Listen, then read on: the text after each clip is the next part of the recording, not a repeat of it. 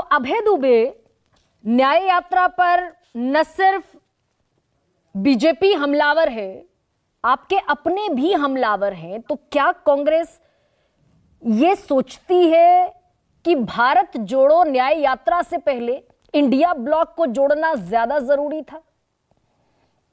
देखिए, इंडिया गठबंधन के दल जुड़े हुए हैं। मैं नहीं मानता ये जितनी भी बातें की जा रही है भारतीय जनता पार्टी के द्वारा, उससे ये बात साफ परिलक्षित होती है कि वो बेहद आहत है इस बात से कि अगर अच्छी सीट शेयरिंग हो गई तो भारतीय जनता पार्टी की सरकार फिर देश में आने वाली नहीं। जहां तक न्याय यात्रा का प्रश्न है, तो वो एक सकारात्मक राजनीति की प्रतिबद्धता को दर्शाती है। राहुल गांधी जी ने जब भारत जोड़ो यात्रा प्रारंभ की, तो भारतीय जनता पार्टी ने इससे भी अधिक बुरी आलोचना की थी, जो उनको शोभा नहीं देता था। हमने तो सबको आमंत्रित किया था, प्रधानमंत्री जी तक को कहा था कि आइए हम सब मिलकर भारत के विभिन्न भाषा, भूषा, भेषज, धर्म, संस्कृति, संस्कार के इस देश को एक साथ जोड़ते हैं। वैमनस्य और घृणा का जो वातावरण पैदा किया सत्ता की भूख की वजह से, उसको खत्म करना पड़ेगा।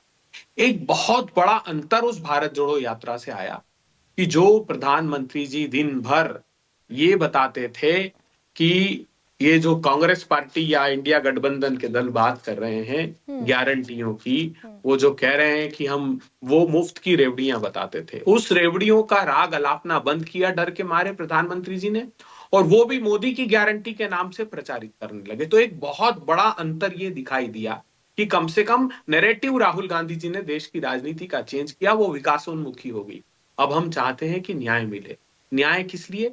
न्याय इसलिए कि मुट्ठी भर लोगों के पास प्रधानमंत्री जी ने, भारतीय जनता पार्टी ने संसाधनों का प्रवाह कर दिया। आप कल्पना कीजिए, हिंदुस्तान में 27 लोगों के पास 54 लाख करोड़ रुपए पहुंचे हैं। 84% लोगों की आमदनी कम हो गई। 12 करोड़ लोगों ने रोजगार खो दिए। एमएसएमई को स्पॉइल कर दिया। चीन से बेतहाशा आयात करना प्रारंभ कर दिया। $100 बिलियन से अधिक का इंपोर्ट किया।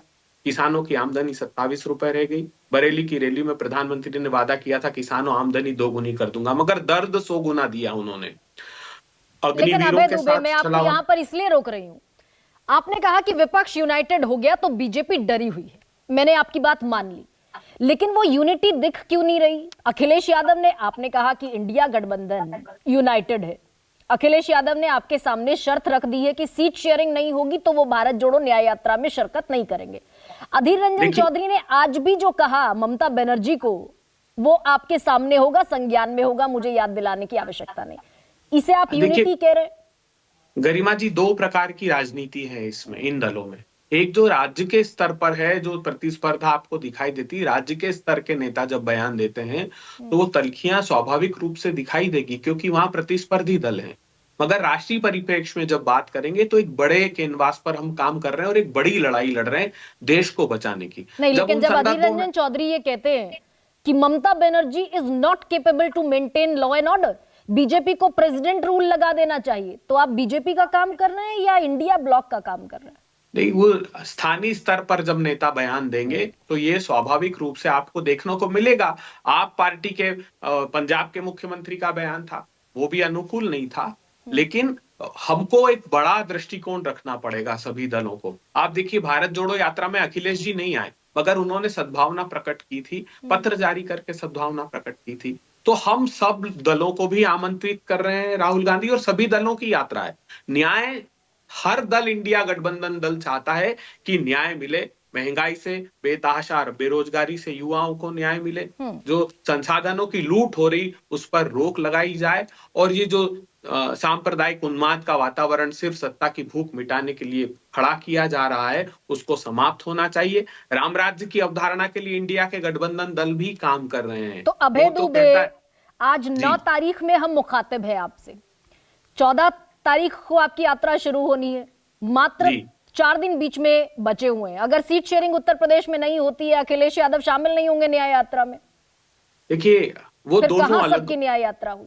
दोनों अलग बातें हैं, दोनों अलग अलग हैं। हमारे 5 वरिष्ठतम नेता कांग्रेस पार्टी के इसी बात पर दिन रात काम कर रहे हैं वो भूपेश बघेल जी हों, अशोक गहलोत जी हों, मोहन प्रकाश जी हों, 5 नेताओं को ये दायित्व दिया है। और वो सभी दलों से आपने देखा भी, आप पार्टी से जब चर्चा की थी तो दोनों ने साझा रूप से अपना फोटो शेयर किया था, लेकिन अंदर हम कैसे सीट शेयरिंग कर रहे हैं ये आंतरिक विषय है। स्वाभाविक रूप से नीतीश जी ने इसकी शुरुआत की थी और वो अग्रणी भूमिका नीतीश जी लिए हुए हैं इस कार्यक्रम में।